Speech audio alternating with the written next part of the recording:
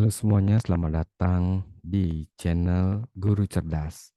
Nah, pada kesempatan kali ini kita akan belajar tentang panduan membaca lembar rekomendasi perencanaan berbasis data atau PWD dan lembar kerja aplikasi rencana kegiatan dan anggaran sekolah atau ARKAS untuk Dikdasmen.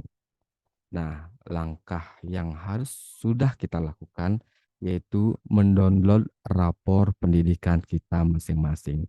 Sudahkah teman-teman mendownload rapor pendidikan masing-masing? Jika belum, silakan download dulu terlebih dahulu rapor pendidikan dari sekolah masing-masing agar kita lebih memahami dari permasalahan yang dialami oleh sekolah untuk dapat kita tangani di tahun anggaran selanjutnya. Baiklah, di sini saya akan mulai menjelaskan bagaimana sih cara kita untuk membaca lembar rekomendasi perencanaan berbasis data. Nah, setelah kita mengunduh, ya kita akan melihat tabel seperti ini, ya. Tampilan tabel tersebut memiliki judul, laporan, rapor pendidikan tergantung ya, kalau kita SMP, maka tulisan di atasnya itu adalah SMP, jika kita adalah SD, maka tulisannya adalah SD. Itu disesuaikan dengan jenjang kita masing-masing. Nah, setelah kita melihat tampilan seperti ini, kita bisa melihat di bawahnya ada 6 sheet ya. Sheet pertama adalah laporan rapor, kemudian sheet kedua adalah panduan membaca PPD, sheet ketiga adalah prioritas rekomendasi, sheet keempat adalah seluruh rekomendasi, sheet kelima adalah lembar kerja RKT, dan sheet keenam adalah lembar kerja ARKAS. Kita mulai dari sheet pertama, yaitu rapor pendidikan maksudnya ya. Nah, isi dari laporan rapor berisi keseluruhan indikator dan nilai yang dicapai oleh satuan pendidikan berdasarkan hasil asesmen nasional berbasis komputer. Jadi, nilai atau capaian yang ditampilkan pada rapor pendidikan itu berasal dari salah satunya adalah ANBK ya teman-teman. Nah, selanjutnya selain dari ANBK itu ada dari Dapodik. Nah, kemudian ada juga dari Badan Pusat Statistik. Data aplikasi untuk guru dan tenaga tenaga kependidikan atau GTK, kemudian ARKAS, dan juga khusus tracer studi khusus untuk jenjang SMK. Nah, sampai di sini paham ya dari mana asal muasal dari capaian-capaian yang muncul dalam laporan rapor pada rapor pendidikan kita. Nah, sekarang kita menuju ke sheet kedua. Sheet kedua isinya adalah panduan atau tata cara untuk membaca daftar indikator, kategori capaian, nilai capaian, akar masalah, atau rekomendasi program yang ada pada lembar prioritas rekomendasi dan seluruh rekomendasi. Nah, jadi misi kedua ini isinya hanya panduan ya, sekalipun nanti muncul ya, seperti contoh tabel seperti ini ya. Nah, ini hanya contoh saja. Nah, ini semuanya adalah panduan cara membaca rapor pendidikan kita ya. Nah, sekarang kita menuju ke sheet yang ketiga. Sheet ketiga itu adalah prioritas rekomendasi. Prioritas rekomendasi berisi 12 akar masalah utama. Jadi yang diutamakan berdasarkan capaian terendahnya ya teman-teman. Nah, untuk SMK itu ada 16 yang ditampilkan. Nah, selain SMK itu ada 12 yang ditampilkan yang menjadi akar masalah utama dari sekolah atau satuan pendidikan. Nah, berdasarkan nilai terendah dari indikator prioritas level 1. Lembar ini juga bertujuan untuk membantu satuan pendidikan mengidentifikasi prioritas masalah, merefleksikan akar permasalahannya, dan menentukan strategi untuk pembenahan. Pada halaman ini, urutan akar masalah setiap satuan pendidikan akan berbeda-beda sesuai dengan hasil rapor pendidikannya. Nah, jadi seperti ini tampilan dari prioritas rekomendasi PBD ya dari setiap satuan pendidikan untuk sheet prioritas rekomendasi. Jadi isinya ini beda-beda ya teman-teman ya, tergantung dari akar masalah yang dimiliki oleh setiap satuan pendidikan. Jadi apa yang paling kurang dari satuan pendidikan tersebut? Maka itulah yang akan ditampilkan dalam prioritas rekomendasi. Nah, di sini kita melihat tadi disebutkan ada level, ya, level 1. Nah, kita lihat apa sih yang dimaksud dengan level 1 di sana? Kita kembali ke laporan rapor. Pada laporan rapor itu ada yang namanya peringkat, ya. Peringkat atas, peringkat menengah atas, peringkat menengah bawah, dan peringkat bawah. Nah, meskipun namanya adalah peringkat, bukan berarti itu adalah prestasi ya teman-teman. Nah, peringkat atas artinya itu adalah peringkat di mana indikator tersebut paling atas atau paling prioritas untuk ditangani. Artinya 1-20% dari seluruh peserta didik yang ada pada satuan pendidikan belum mencapai indikator tersebut. Nah, itulah penyebabnya kenapa dia diletakkan sebagai peringkat atas, supaya kita bisa lebih mudah untuk melihat yang mana sih, eee, capaian atau indikator yang masih bermasalah. Jadi yang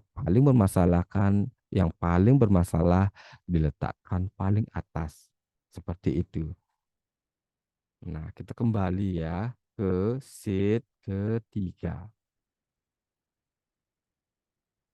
Nah, pada sheet ketiga ini, yaitu pada sheet prioritas rekomendasi, ya, ini adalah indikator-indikator yang berada pada peringkat atas atau level 1.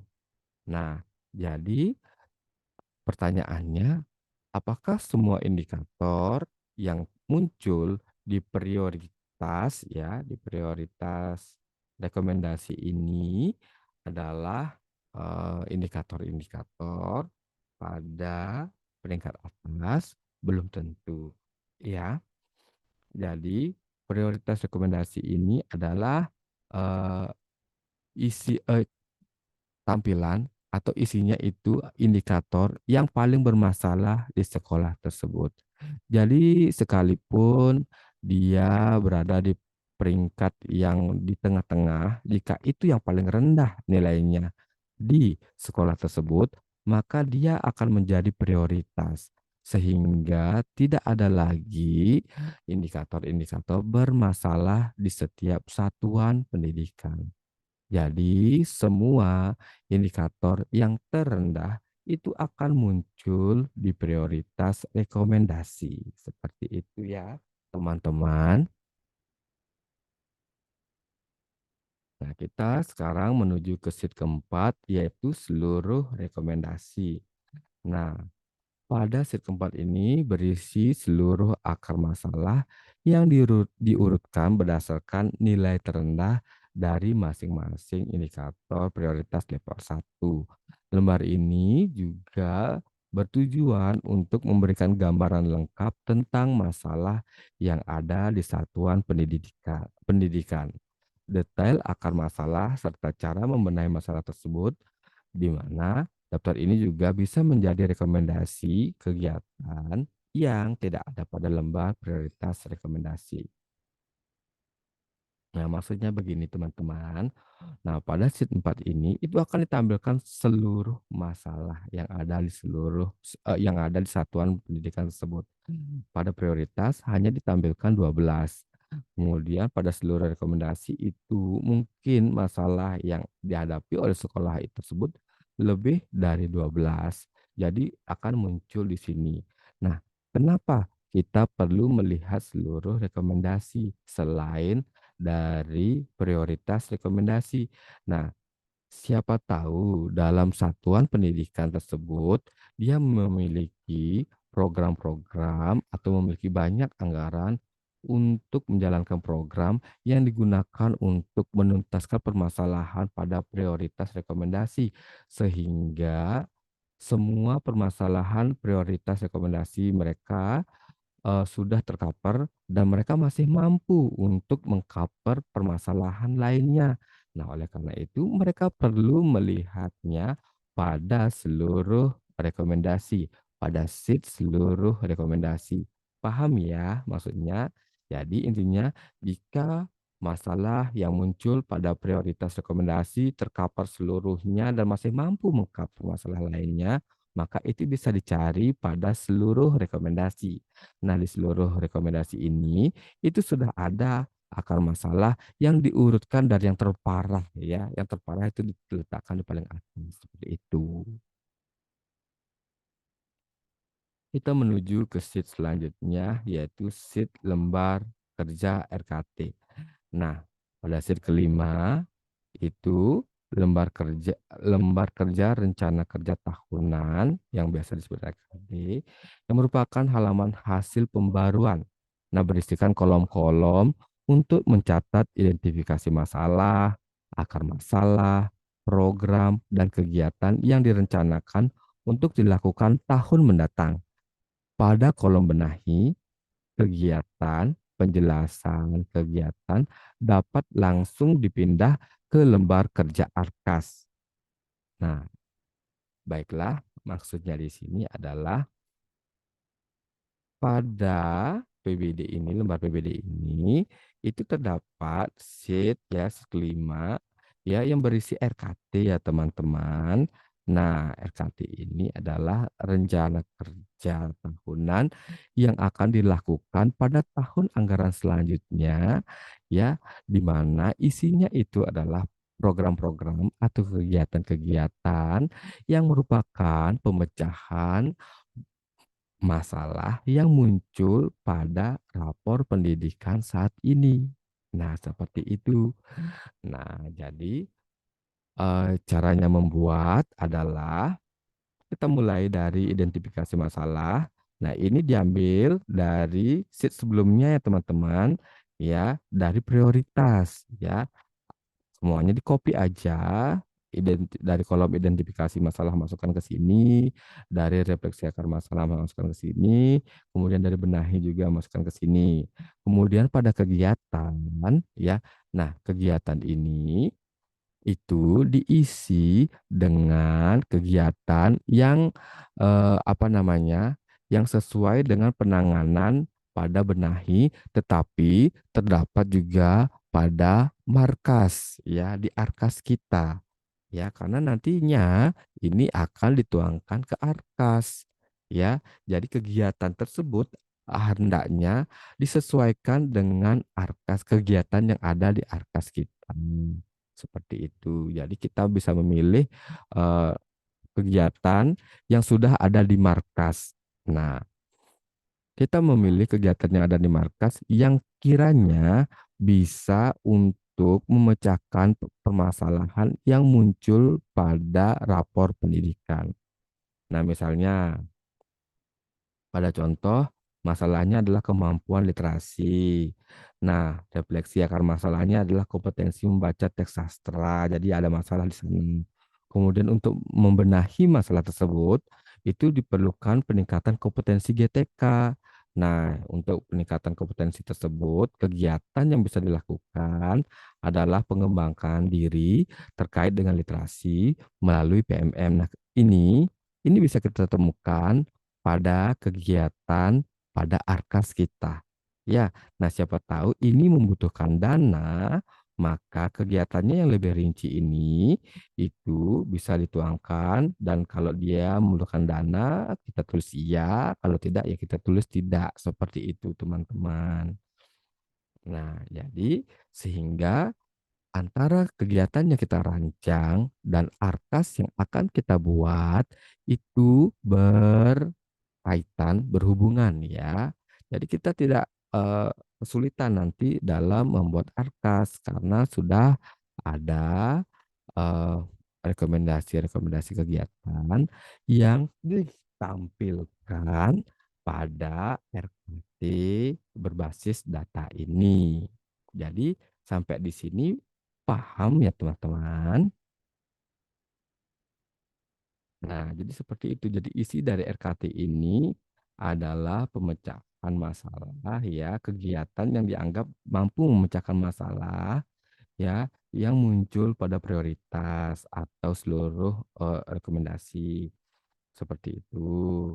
Nah, untuk kegiatannya ini disesuaikan dengan yang ada di markas kita. Kita tinggal memilih kegiatan mana yang sekiranya mampu untuk memecahkan permasalahan tersebut. Nah, untuk detail dari kegiatannya, ya kita jabarkan di sini, ya. Nah, kegiatan yang mana yang memerlukan dana, kegiatan mana yang tidak memerlukan dana, kita pilih di sini. Selanjutnya, kita menuju ke lembar ke-6, yaitu lembar kerja Arkas. Nah, nanti ini lembar kerja ini itu akan dijadikan sebagai referensi kita untuk membuat Arkas. Tentunya Arkas kita akan menjadi lebih tepat guna karena isinya adalah kegiatan-kegiatan yang akan memecahkan permasalahan yang muncul pada rapor pendidikan kita. Nah, pada lembar kerja Arkas ini, kolom-kolomnya hampir serupa dengan RKP ya teman-teman. Hanya saja ini ditambahkan dengan uraian kegiatan, jumlah, satuan, harga satuan, dan total. Nah, untuk uraian kegiatan itu diusahakan disesuaikan dengan uraian kegiatan yang ada pada Arkas supaya teman-teman nanti tidak kesulitan. Misalnya di sini contohnya, tadi kan dikatakan bahwa kegiatan yang akan digunakan adalah pengembangan diri terkait dengan literasi melalui PMM. Nah, jenis kegiatannya itu, ini kita yang bikin ya, pelatihannya mungkin dilakukan eh, dengan meningkatkan kapasitas guru terkait literasi, ya 2 kali setahun katanya. Berarti nanti 2 kali kegiatannya ya kan. Nah nanti, apa saja yang diisi, belanja apa saja yang diisi pada kegiatan tersebut. Misalnya di sini di contohnya ada narasumber ya, narasumber karena kegiatannya 2 kali, makanya dia mengisinya 2. Di sini narasumber 2, kemudian satuannya apa, pastinya orang.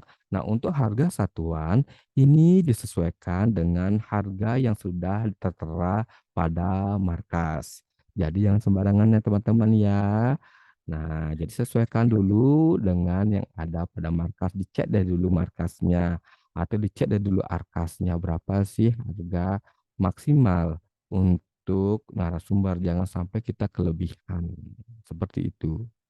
Nah, demikianlah cara membaca dari rapor eh, pendidikan rapor pendidikan kita ya teman-teman.